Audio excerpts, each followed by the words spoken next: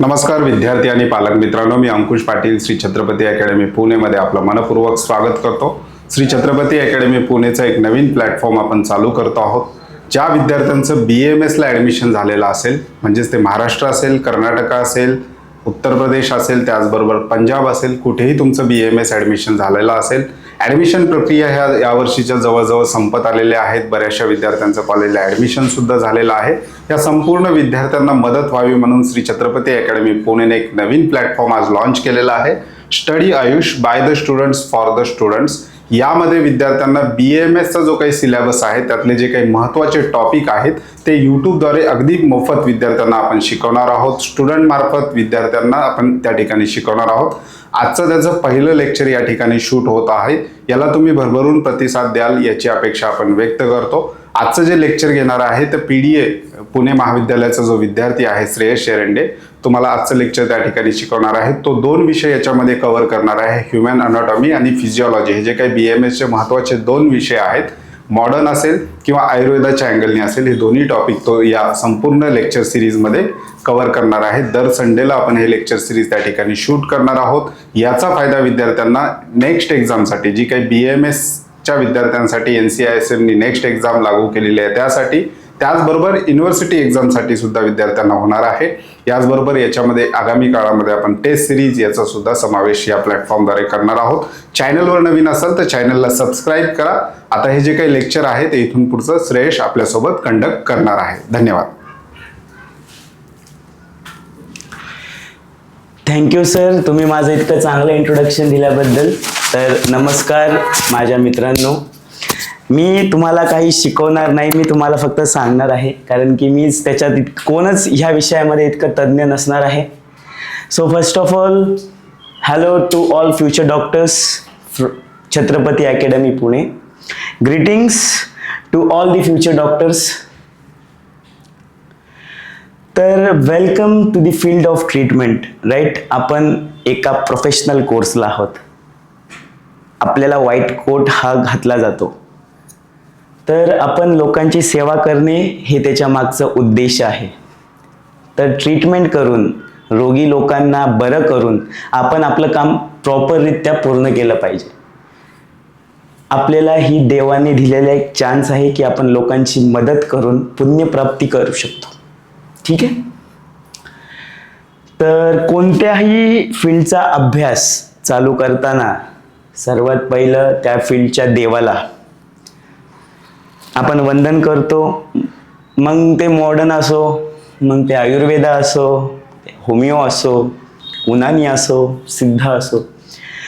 तर मला असं वाटतं की देव आहे, तुम्हाला वाटतं न वाटतं, सगळ्यांचं प्रत्येकाचं आपापलं मत असतं।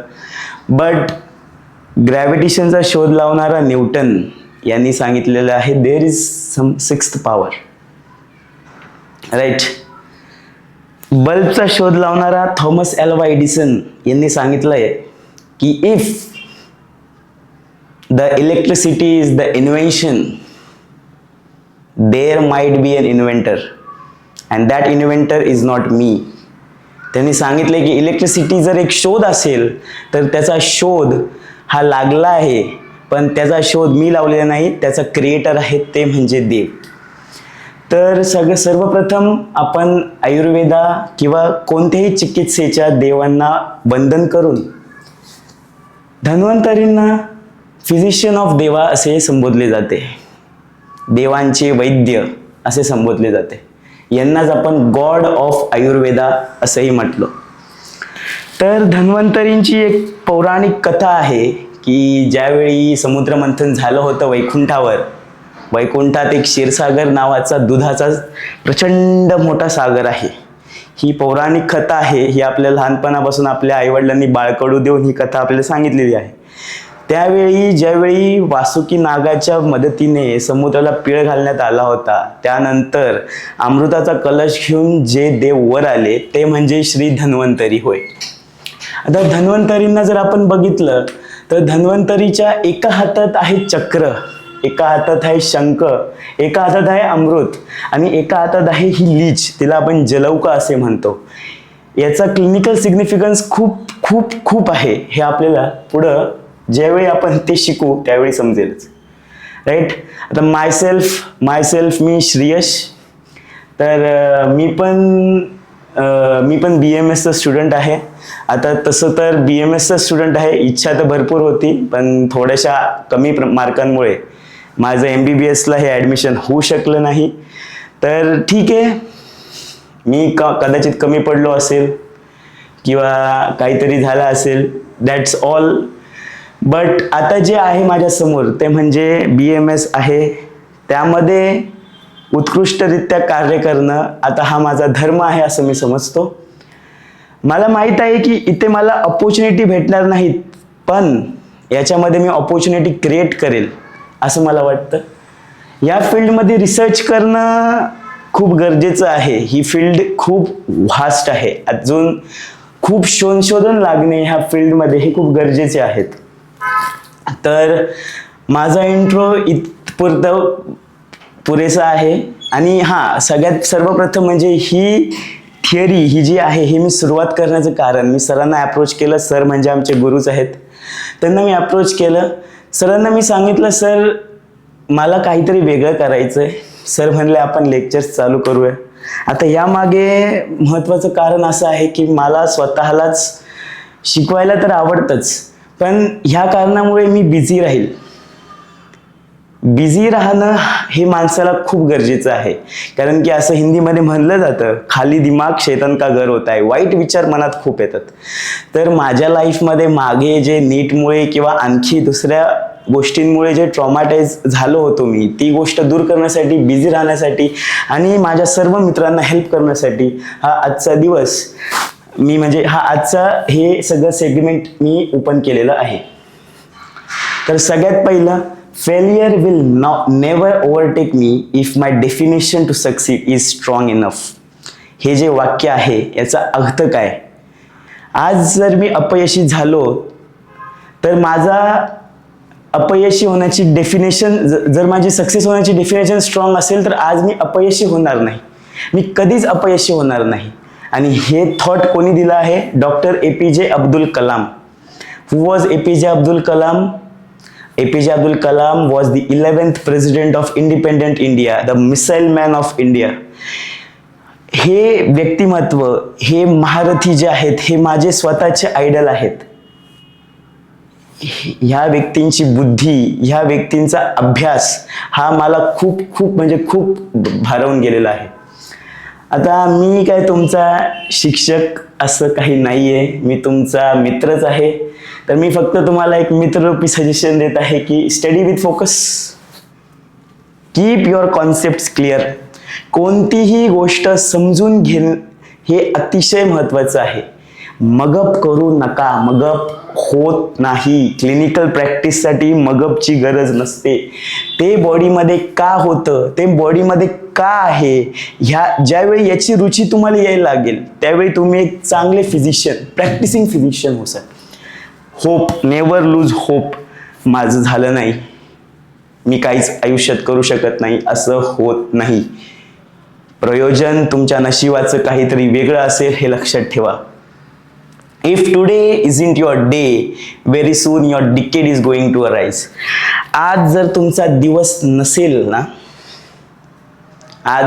दिवस नसेल, तुम्ही जर जीवापाड मेहनत करत असाल तर तुमचा एक डिकेड येणार आहे. आता मला असं म्हणतात हिंदीमध्ये की हर कुत्ते का एक दिन आता है. तर असं मला तरी काय वाटत नाही, कारण की आपण मानव आहोत. आपला दिवस नाही, आपण जर मेहनत केली तर आपला काळ येणार आहे. हे लक्षात ठेवा माझ्या मित्रांनो.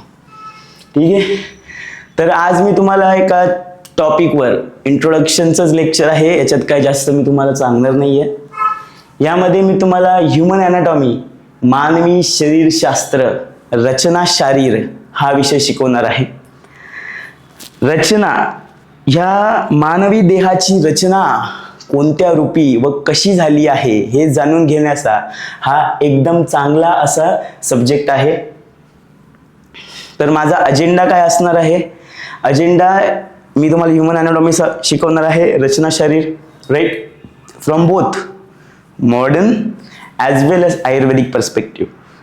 आता बरेचसे विद्यार्थी म्हणतील की बाबा आम्ही आता आयुर्वेदाला आलोय, मग मॉडर्न शिकण्याची काय गरज आहे. तर माझ्या मित्रांना मला एकच सांगायचं आहे की जसं जसं शास्त्र किंवा सायन्स पुढे जात आहे तसं तसं त्या शास्त्राला घेऊन आपल्या शास्त्रामध्ये आपण जर रिसर्च केला तर आपलं शास्त्रही पुढे जाईल. मी कोणत्या शास्त्राला काहीच नावं ठेवण्याची माझा मुळीच हेतू नाही, पण सायन्स शास्त्र हे सर्वांचं आहे, त्यामुळे शिकण्याचा हा अधिकार सर्वांना आहे. जर तुम्हाला नवीन काहीतरी गोष्ट दुसऱ्या शास्त्रातून दुसऱ्या पॅथीमधून समजत असेल ती घ्यावी, याच्यामध्ये ती अप्लाय करावी आणि उत्तम फिजिशियन व्हावं. लोकांची सेवा, जनहित हेच आपलं प्रथम कर्तव्य, प्रायमरी राईट असला, प्रायमरी ड्युटी असली पाहिजे. आता ॲनाटॉमी आता प्रत्येक गोष्ट शिकायच्या अगोदर त्या शब्दाचा अर्थ किंवा ते शब्द कसा तयार झाला असेल याचा विचार करावा. The term anatomy is derived from a Greek word पासून डिराइव्ड झालंय. आता बरेच जे काही मॉडर्न सायन्सचे जे वर्ड्स टर्मिनॉलॉजीज आहेत ते ग्रीक, लॅटिन या अशा आंतरराष्ट्रीय स्थानावरूनच आलेले आहेत, त्यामुळं त्याच्यानुसारच आपल्याला शिकायला लागेल.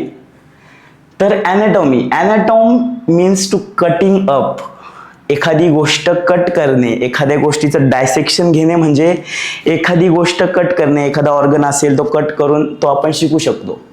The dissection is a Latin equivalent of Greek anatome. ॲनाटॉमचं इक्विव्हॅलंट जे लॅटिनमध्ये आहे त्याला डायसेक्शन म्हणतात. ठीक आहे. However, the two words anatomy and dissection are not synonymous. म्हणजे त्यांना असं म्हणायचं आहे की ॲनाटॉम आणि लॅटिन जरी सिनोनिमस असले तरी ॲनाटॉमी आणि डायसेक्शन ही वेगवेगळी गोष्ट आहे. ॲनाटॉमी म्हणजे ही एक पूर्ण ब्रांच आहे शिकण्याची आणि ॲनाटॉम म्हणजे फक्त कटिंग अप, म्हणजे फक्त कट करणे असा विषय होतो. बघा पुढे लिहिलंच असेल, dissection is a major technique. ही डायसेक्शन ही एक टेक्निक आहे, विच्छेदन करणे ही एक टेक्निक आहे. Whereas anatomy is a wide field, खूप आहे त्याच्यामध्ये. तुमची एम्ब्रिओलॉजी, तुमची ऑस्टिओलॉजी, तुमची मायोलॉजी, भरपूर सारे सब्जेक्ट्स येतात. ठीक आहे, आपण पुढे वळूयात. आता ॲनाटॉमीची एक अट्रॅक्टिव्ह डेफिनेशन आहे, एका फ्रेंच फिजिशियननी दिलेली आहे, सर जीन फर्नल. 1497 to 1558 हा त्यांचा जन्ममृत्यूचा कालावधी होता. ठीक आहे. तर त्यांनी एक चांगली अशी उत्कृष्ट अशी डेफिनेशन दिलेली आहे. बघा मित्रांनो, anatomy is to physiology what is geography is to history. आपण जर इतिहासाचा अभ्यास करायचं बघितलं आणि जर आपल्याला सांगितलं की मोहेंजोदारो शिकायचं आहे, तर मोहेंजोदारो हा कुठं आहे, तिथं जाणारी ही नदी कोणती आहे, इंडस व्हॅली सिव्हिलायझेशन कुठे आहे, काय आहे, त्यासाठी जिओग्राफी ही लागतेच. म्हणून जसं आपण हिस्ट्री शिकताना जिओग्राफी लागतं, तसंच फिजिओ शिकताना ॲनाटॉमीची गरज भासते. जर असं असेल तर त्यांनी पुढं पण एक चांगली अशी डेफिनेशन दिलेली आहे, it describes the theatre of events. Right.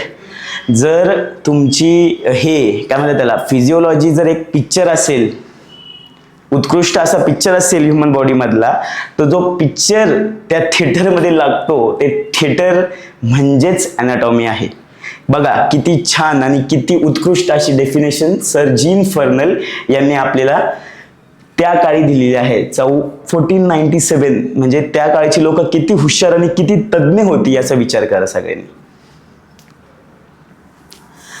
आता आपण major systems of human body शिकूत. आता मेजर सिस्टम्स, ह्युमन बॉडी ही सगळ्या सिस्टम्सनी बनलेली आहे. आपण बघितलं cell to tissue, tissue to organ, organ to organ system and then whole human body. आता ही जी ह्युमन बॉडी आहे त्या ह्युमन बॉडीमध्ये मेजर ऑर्गन सिस्टम्स आहेत. आता त्या मेजर ऑर्गन सिस्टम लक्षात करण्यासाठी एक न्यूमोनिक्स मी इथं तुमच्यासमोर सांगू इच्छितो, मिस्टर ली क्रुसेंट.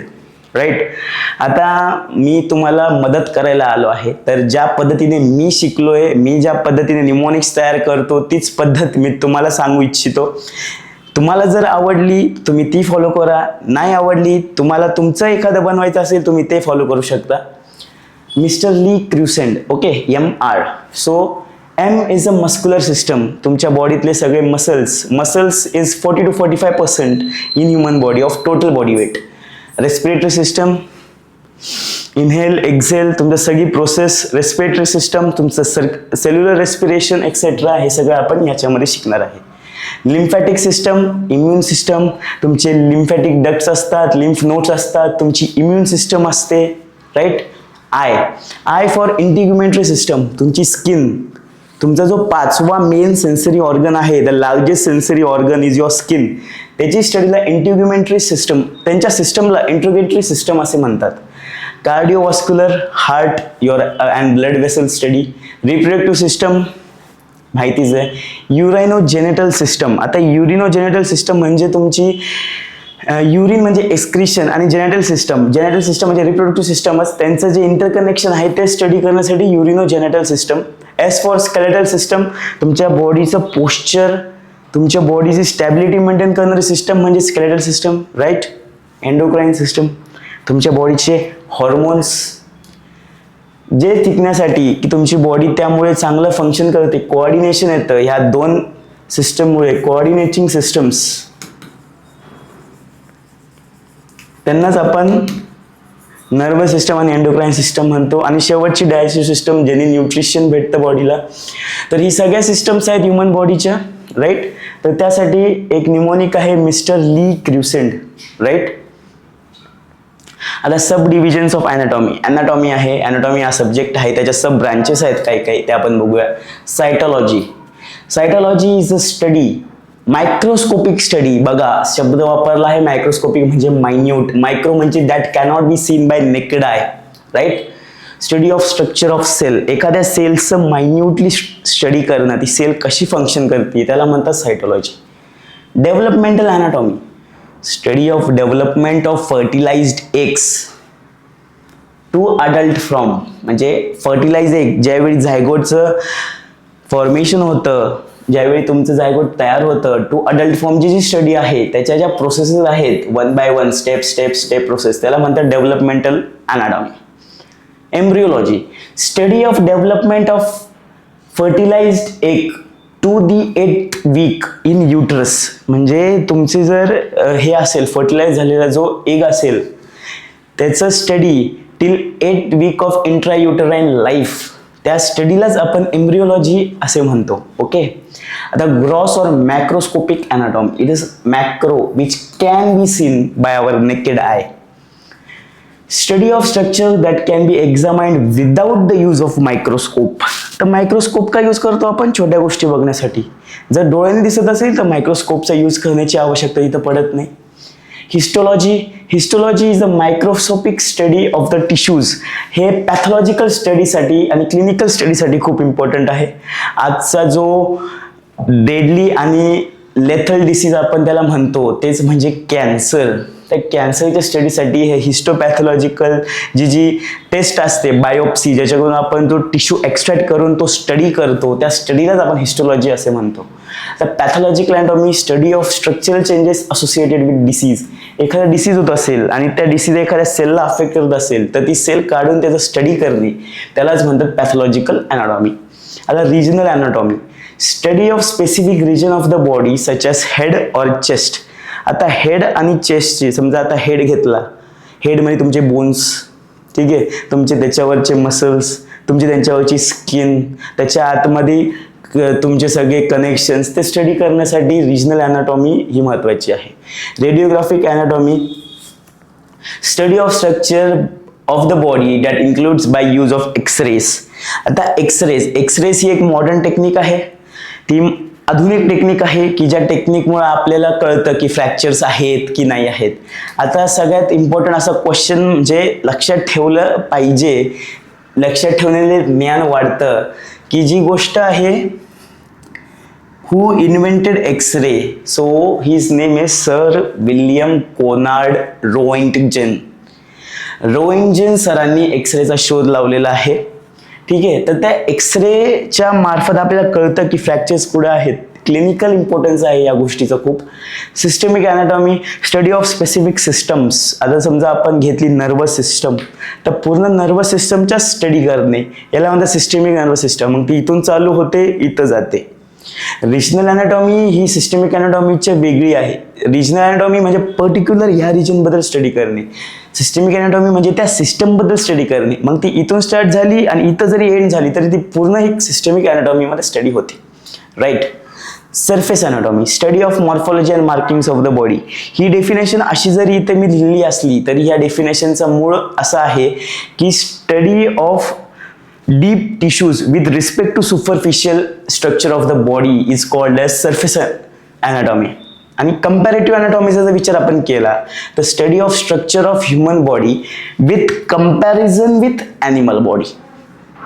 ॲनिमल बॉडी सोबत जर कंपॅरिझन केलं त्यांच्यामध्ये काय चेंजेस आहेत, आपल्यामध्ये काय चेंजेस आहेत, त्यांच्यामध्ये आपल्यामध्ये काय साम्य आहे, हे सगळं शिकण्यासाठी कंपॅरेटिव्ह अॅनाटॉमी ही खूप गरजेची आहे. ॲप्लाइड अॅनाटॉमी आणि ह्या सगळ्या अॅनाटॉमीचं जे ॲप्लिकेशन आहे आपण आपल्या डिसिजेस ट्रीट करण्यासाठी यूज करतो. डिसिजेसचं फेट जाणून घेण्यासाठी, डिसिजेसचं भविष्य जाणून घेण्यासाठी आपण त्यांची मदत घेतो. राईट. लास्ट आहे लिव्हिंग अॅनाटॉमी.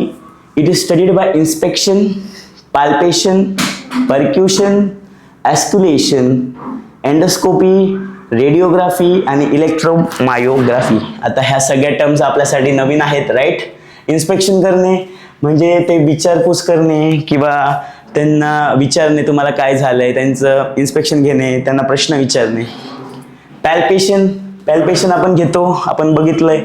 आता यानंतर म्हणजे जर फिजिओलॉजीचा जर लेसन स्टार्ट झाला तर मी आर्ट्रियल पल्स हे चालू करणार आहे. आर्ट्रियल पल्समध्ये आपण पॅल्पेशन घेतो.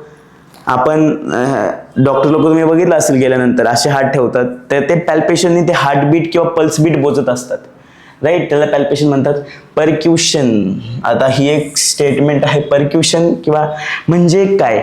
आता तुम्ही बघितलं असेल तुमच्या याच्यामध्ये करण्यासाठी सांगतो. जर समजा एखादा माणूस जर खूप श्रीमंत असेल, त्याच्या घरी जर समजा एखादी रेड पडली इन्कम टॅक्सची, तर ते भिंतीत लपवतात पैसे. तर भिंतीत लपवताना पैसे ते असं टक टक टक टक करून बघतात की बाबा खरंच काही वेगळा आवाज येतोय का. वेगळा आवाज आले की इथं पैसे आहेत असं समजतात. डॉक्टर लोक पण हाडं ज्यावेळी चेक करतात किंवा कोणतंही ऑर्गन म्हणजे कोणतेही जर तुम्हाला डिफॉर्मिटी जर त्या आवाजा व्यतिरिक्त म्हणजे जर ओरिजिनल याच्या व्यतिरिक्त आली तर तो डिसीज आहे असं आपण म्हणू शकतो. ॲस्क्युलेशन इज द थिंग. आपण त्याच्यामध्ये स्टेथो यूज करतो. स्टेथो यूज करतो. आणि एंडोस्कोपी म्हणजे एंडोस्कोपी एक वायर लाईक स्ट्रक्चर असतं. ते स्ट्रक्चर आपण इंटरनली घालतो. त्याच्यामध्ये एक कॅमेरा असते आणि एक लाईट असते. तर त्या कॅमेऱ्यामध्ये आपण इंटरनल जे आहे की काय चाललंय नक्की डिसीज पॅथॉलॉजी स्टडी करण्यासाठी, तर त्याचा त्यावेळी एंडोस्कोपीचा यूज होतो.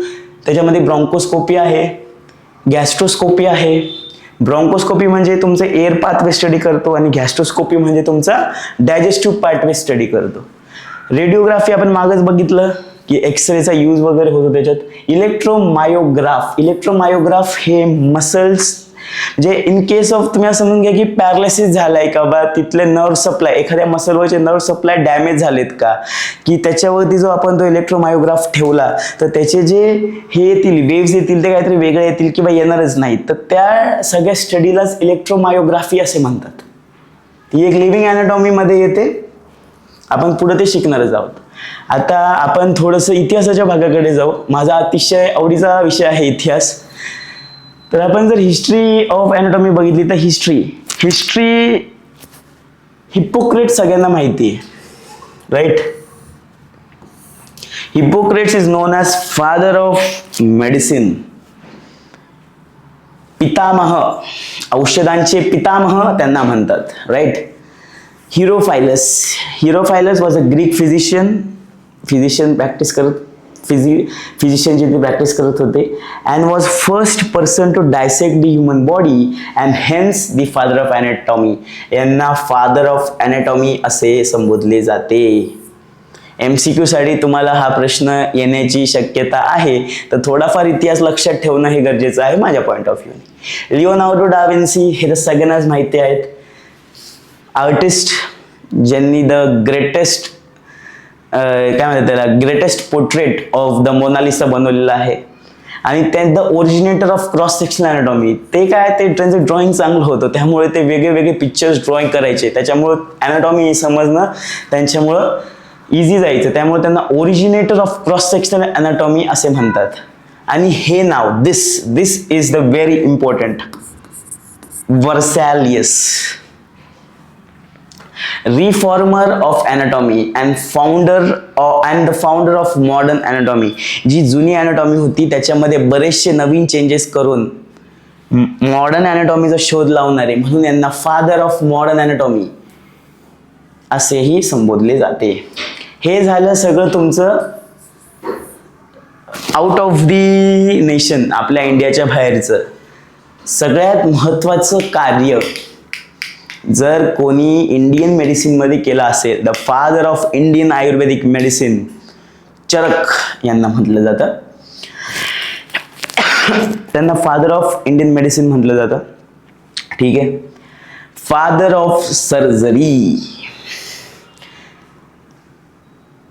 आंतरराष्ट्रीय शल्यतंत्र म्हणजे सर्जरी यांचे पितामह म्हणून ज्यांना संबोधले जाते.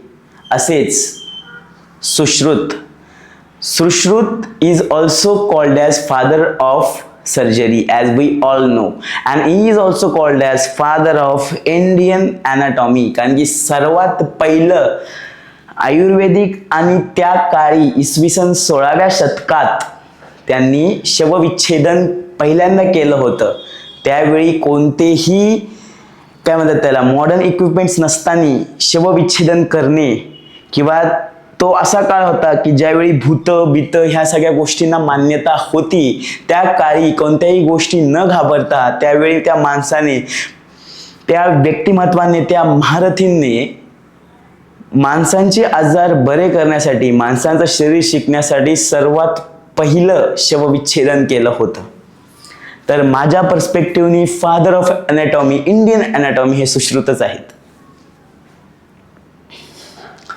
लँग्वेज ऑफ अॅनाटॉमी म्हणजे अॅनाटॉमी जर तुम्हाला शिकायची असेल ना, तर कोणत्याही गोष्टी शिकायच्या असेल तर त्याच्या टर्मिनॉलॉजीज, त्याची लँग्वेज शिकणं हे अत्यंत महत्त्वाची गोष्ट आहे. तर various positions, planes, terms in relation to various region and movements are describes. तर म्हणजे हे जे आहे with respect to various regions, movements are described. एखादी गोष्ट शिकण्यासाठी, अॅनाटॉमी शिकण्यासाठी सगळ्यात महत्त्वाचं असतं प्लेन्स महत्त्वाचे आहेत. त्याच्यानंतर विथ रिस्पेक्ट टू कोणतं ऑर्गन आपण म्हणतो, विथ रिस्पेक्ट टू लिव्हर असं आपण म्हणतो, राईट. आपण असं म्हणतो की heart is posterior with respect to costal ribs, anterior costal ribs.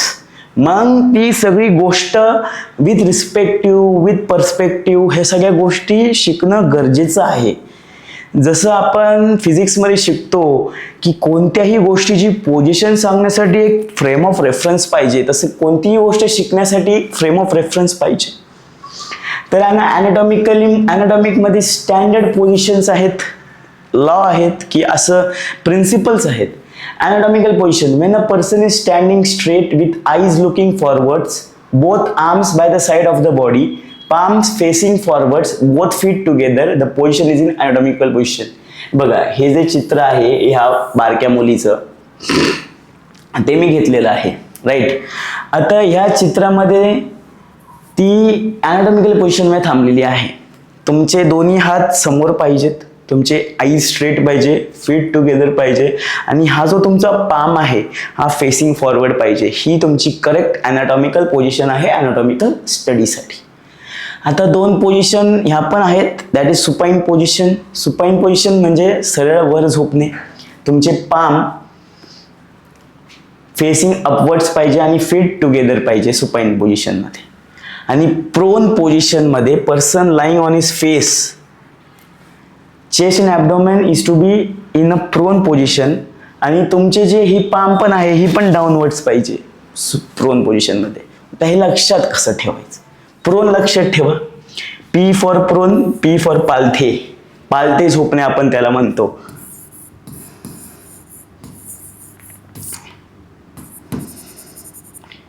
पालथी. तर सुपाईन, मग प्रोन लक्षात राहिलं म्हणजे सुपाईन हे ऑब्विसली कॉन्ट्रॅडिक्टरी आहे म्हणून ते लक्षात राहतच. आता हे लिथेक्टॉमी पोझिशन आहे. ही पोझिशन महत्वाची आहे प्रेग्नन्सी वुमनसाठी. यामध्ये a person line on his back on the bed with a legs up, म्हणजे ज्यांचे फीट आहे ना, म्हणजे जे लेग्स आहेत ना ते असे वर असतात या काइंड ऑफ, आणि त्यांचे जे ह्या फीट आहेत त्यांना सपोर्ट दिलं जातं स्ट्रॅप्सने. ह्या स्ट्रॅप्सने ते सपोर्ट दिलं जातं. ही पोझिशन डिलिव्हरीच्या वेळी, पाल्च्युरेशनच्या वेळी, बेबीच्या डिलिव्हरीच्या वेळी ही म्हणजे ही जी पोझिशन ही खूप महत्वाची राहते बेबीला बर्थ देण्यासाठी. आणि आपण दरवेळी बघतोच ही जी दुसरी आहे फावलर्स पोझिशन, ही आपण दरवेळी हॉस्पिटलला गेलो त्यावेळी बघतोच की बाबा माणसं अशी झोपली आहेत, यांना आपण मग नारळ पाणी देतो. Fowler's position is a standard semi-sitting medical position where a patient lies on their back with the head of the bed rise to an angle of 45 to 60 degree up to 90 degree. Maximum आपण 90 degree पर्यंत ते straight करू शकतो. आणि नीज straight असण्याची म्हणजे straight असो किंवा मग थोडेसे बेंड असो, ॲज पर देअर कम्फर्ट आपण ते करत असतो. आता planes. What is a plane? Plane म्हणजे बघा सिंपल प्लेन, याला आपण प्लेन म्हणतो. ठीक आहे. A plane passing through the centre of the body dividing it into the two equal right half is called as medial plane or mid sagittal plane. आणि the plane parallel to the medial or mid sagittal plane is called as sagittal plane. Right. आता आपण छोट्या बच्चूचं एक हे घेतलेलं आहे, त्याच्यामध्ये त्यांनी काय सांगितलं आहे, the plane at right angle to the sagittal plane or the medial plane which divides the body into anterior or posterior part is called as coronal plane. Now the plane at right angle to both sagittal plane and coronal plane which divides the body into upper and lower parts is called as transverse plane. The terms used in relationship of trunk with respect to trunk. आता trunk म्हणजे काय? Trunk असा part आहे बॉडीचा जो neck पासून start होतो आणि ॲब्डोमेनला एंड होतो, असा विचार सगळ्यांनी करा. स्टँडर्ड डेफिनेशन आहे, गुगल करून बघितलं तरी तुम्हाला तेच येईल. तर आता ट्रंक, वेंट्रल और anterior in front of trunk, ventral किंवा अँटेरियर ट्रंक. डॉर्सल और posterior is a back of trunk, is back of trunk. Right. हे शब्दशः समजत असेल तर काही जास्त डीप असं काही नाही आहे. Medial is the plane close to the medial plain.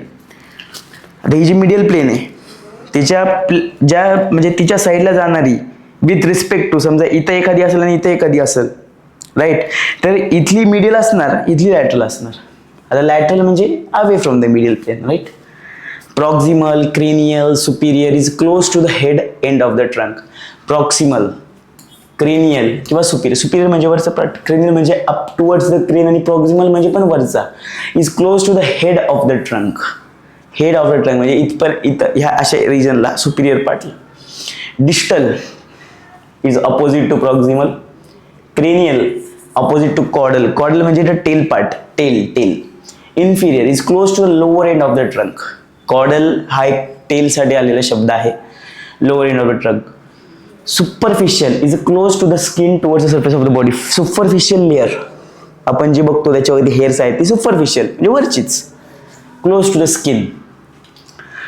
He skin आहे आणि त्याच्या खालची म्हणजे वर सगळ्यात खालची लेअर किंवा सॉरी स्किनच्या खालची लेअर, सुपरफिशियल लेअर, जस्ट खालची layer is called as superficial, close to the skin towards the surface of the. Deep opposite to superficial, खूपच डीप आहे. ठीक आहे. Ipsilateral on the same side of the body as another structure. Ipsilateral with respect to आहे term. आता म्हणजे आपण जर बघितलं तर eyes, this eye is ipsilateral to this eye, म्हणजे ते दोघं पण अँटेरियर साईडवर आहेत, same side of the body. Contralateral म्हणजे कॉन्ट्रडिक्टरी आहेत, एक इकडं आहे तर एक मागं आहे असं. Contralateral. Imagination is a projection inside. This is called as imagination. हे सुपरफिशियल आणि डीपसाठी आहे. सुपरफिशियल म्हणजे बाहेरची लेअर, डीप म्हणजे आतली लेअर. इमॅजिनेशन म्हणजे आतमध्ये प्रोट्रूड झाले, डीप गेले. इमॅजिनेशन म्हणजे बाहेर प्रोजेक्शन झाले. Right. Next, terms related to body movements. Movement ही खूप महत्त्वाची आहे. आपण मुवमेंट सारखं करत राहतो. तर सगळ्यात पहिली कॅटेगरीमध्ये जर आपण येतो, सायनोव्हियल जॉईंट्स म्हणजे ज्या जॉईंट्स प्रॉपर मुव्हेबल होतात, completely 100% movable joints are called as synovial joints.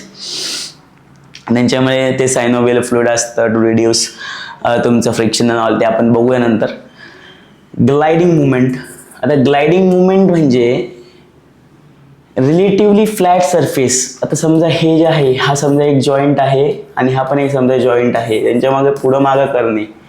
Flat surfaces पुढं मागं जाणे. Forth, to and fro motion, back and forth, and from side to side. Side to side पण जाऊ शकतात, असं असं. ठीक आहे. The angle between articulating bones does not change. म्हणजे जे बोन्स मधला जो अँगल आहे, हा अँगल हा 0 किंवा 180 असेल तो तेवढाच राहतो, तो चेंज होत नाही असा. Right. Example gliding between the facets of vertebra. दोन वर्टिब्रेच्या मध्ये जे फॅसेट असतं त्याच्यामध्ये जे आर्टिक्युलेशन असतं, त्याच्यामध्ये आपण ग्लायडिंग जॉईंट किंवा ग्लायडिंग अँगल, ग्लायडिंग मुवमेंट बघू शकतो. Angular movement, angle between articulating bones increases or decreases. Angle change होणे, अँगल. इनफ्लेक्शन, देर इज, आता ते टर्म्स आहेत जरा, फ्लेक्शन, एक्सटेन्शन, ह्या दोन टर्म्स आहेत. फ्लेक्शन म्हणजे काय? When there is a decrease in angle, cuboidal फोसाचा अँगल डिक्रीज होणे,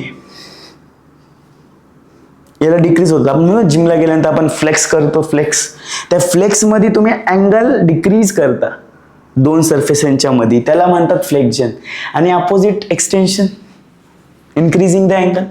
right. Lateral flexion is the movement. Lateral flexion is the movement of trunk sideways to the right or left of the waist. Lateral flexion. अशी lateral flexion, side to the waist, lateral, medial flexion. तुमचा angle कमी होतोय. Adduction. Adduction is the movement of bone towards the midline. मिडलाईन, ॲडक्शन. आता लक्षात असं ठेवा, addition करतोय आपण. मग आपण आपल्या बॉडीकडे ॲडिशन करायचं. ही जी प्रोसेस आहे इथं येणार, ही ॲडक्शन. ही जी प्रोसेस आहे ही ॲबडक्शन. लांब जाणे ॲबडक्शन, जवळ येणे adduction. Rotation, a bone revolves around its own longitudinal. आता समजा आपण जो फेमर आहे, जो ग्लिनर कॅव्हिटीला अटॅच असतो, तो जर आपण घेतला, हा त्याचा हेड आहे समजा, हा त्याच्या लॉंगिट्युडनल ॲक्सिसवर रोटेट करत असतो, रोटेट. म्हणून आपण अशी मुवमेंट करू शकतो. ठीक आहे. तर in medial rotation, anterior surface of the bone of the limb is turned towards the midline, and in the lateral rotation it is turned away from the midline. Medial rotation, lateral rotation. The special movements are, they occur only at certain joints.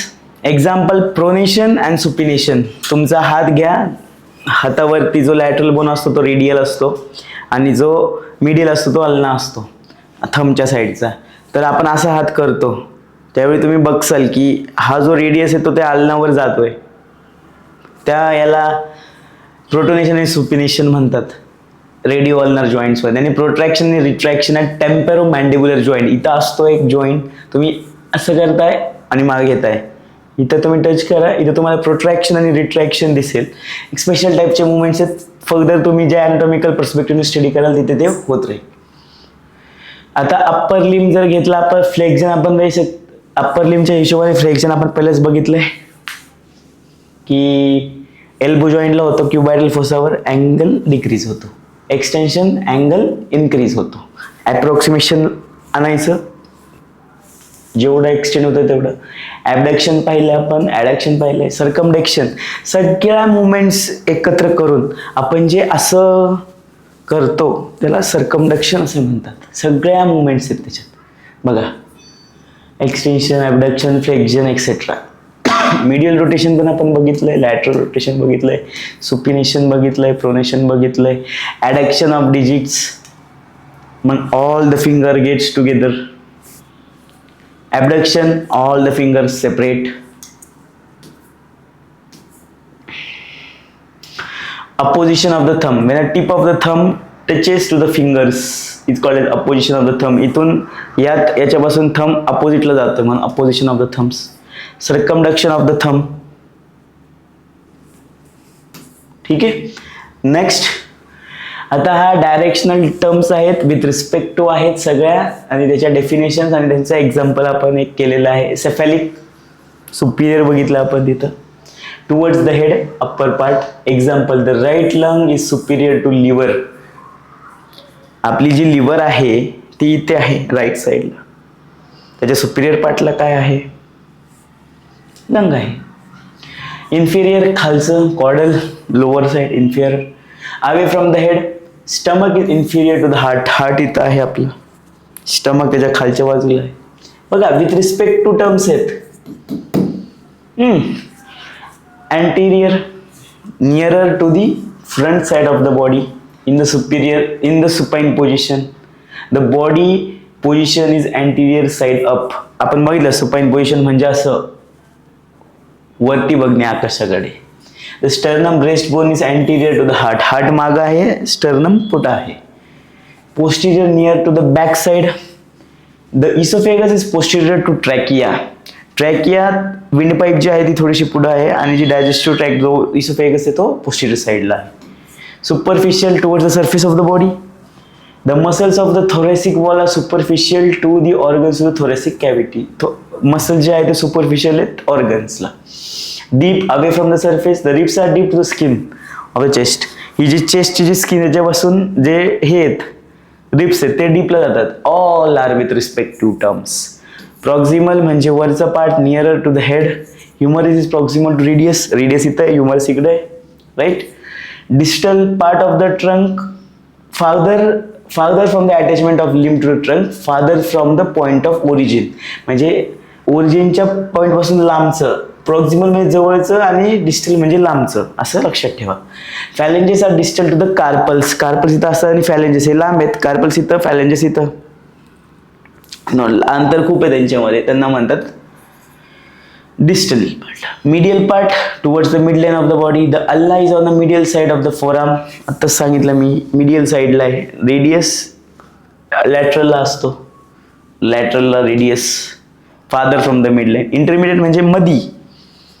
Your heart is intermediate between your both hands. For example घेतलं आपण, इथं काय दिलं? The index finger is intermediate between the thumb and the middle finger. Index finger, middle finger आणि thumb च्या मध्ये आहे, right.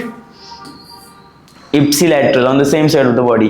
The gallbladder is a part of liver, we will see it further.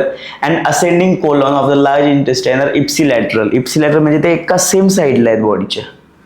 Colon जो आहे large इंटेस्टाइनचा एक part आहे ते इप्सिलॅटरल आहेत, म्हणजे ते सेम साइडला आहेत. आता जर बघितलं द असेंडिंग कॉन्ट्रलॅटरलचं बघितलं, the ascending and descending colons are of the large intestine are contralateral. आता जो असेंडिंग पार्ट आहे, असेंडिंग वर जाणारा पार्ट, डिसेंडिंग मध्ये खाली जाणारा पार्ट, ते थोडेसे कॉन्ट्रलॅटरल आहेत, सेम साइडला नाही आहेत, ते कॉन्ट्रोवर्शियल. इप्सी म्हणजे सेम, कॉन्ट्रो म्हणजे ऑपोजिट, असं आपण लक्षात ठेवू शकतो, राईट. आता terms used for describing the muscle, हा आपला लास्ट पार्ट असणार आहे सेशनचा, ठीक आहे. Origin, the end of the muscle which is relatively fixed during is contraction. कॉन्ट्रॅक्शनच्या वेळी जो पार्ट फिक्स्ड असतो त्याला आपण ओरिजिन मसल्सची म्हणतो. ती जी ओरिजिन असते ती फिक्स्ड असते, ती मूव्ह होत नाही. हा जो पूर्ण जो म्हणजे हे जे आहे, एका पार्टला ओरिजिन असतं, एका पार्टला इन्सर्शन असतं, आणि मधला जो पार्ट असतो तो मसलची बेली असते, म्हणजे मसलची बॉडी असते.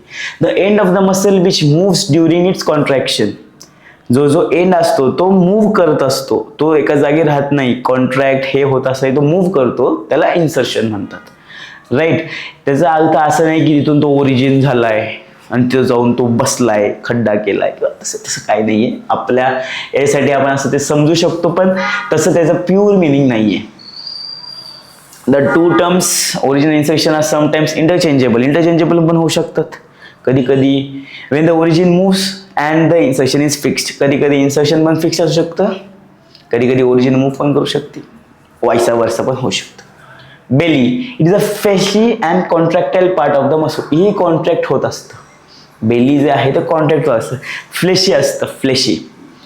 Tendon, the fibrous non contractile and cord like part of the muscle. लक्षात ठेवा, टेंडॉन हा नॉन कॉन्ट्रॅक्टाईल असतो. टेंडॉन आपण आतापर्यंत शिकलो, which attaches muscle to bone. It part is called as tendon. आणि it is a fibre like structure असतं आणि तो नॉन कॉन्ट्रॅक्टाईल असतो, कॉन्ट्रॅक्ट होऊ शकत नाही. ॲपोन्युरोसिस म्हणजे फ्लॅट टेंडॉन असतो.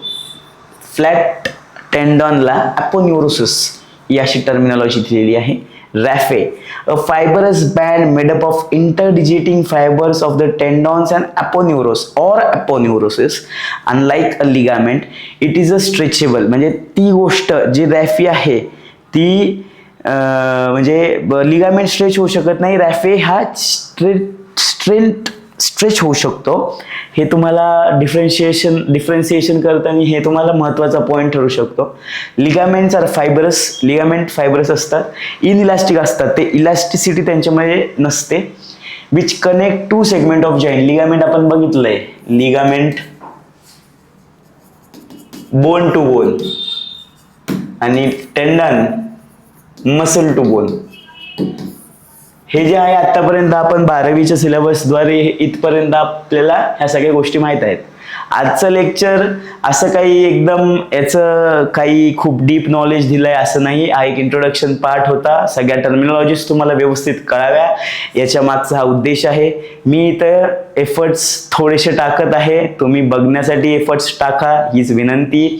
सगळं व्यवस्थित समजून घ्या. बुक्स रिडिंगची सवय ठेवा, क्लिनिकल प्रॅक्टिसची सवय ठेवा. आणि last, thank you all future doctors माझा हा व्हिडिओ बघितल्यामुळे. मी श्रेयश तुमचं छत्रपती अकॅडमीमध्ये परत एकदा ह्या चांगल्या सेशनमध्ये तुमचं मी स्वागत करत आहे. आणि जर आजचा व्हिडिओ आवडला असेल तर ह्या व्हिडिओला लाईक करा, शेअर करा, सबस्क्राईब करा, जास्तीत जास्त मित्रांपर्यंत पोहोचवा हीच माझी तुम्हाला विनंती आहे. आणि जसं की सर मगाशी म्हणले, हा एज्युकेशन व्हिडिओ आहे, हा फ्री टू ऑल आहे. तर हा व्हिडिओ फ्री नाहीये असं मला वाटतं. फ्री नका बघू, ह्या व्हिडिओची फी फक्त सबस्क्राईब करा. सबस्क्रिप्शन यूट्यूबवर हेच या व्हिडिओचं फी आहे. तर ऑल ऑफ यू थँक्यू.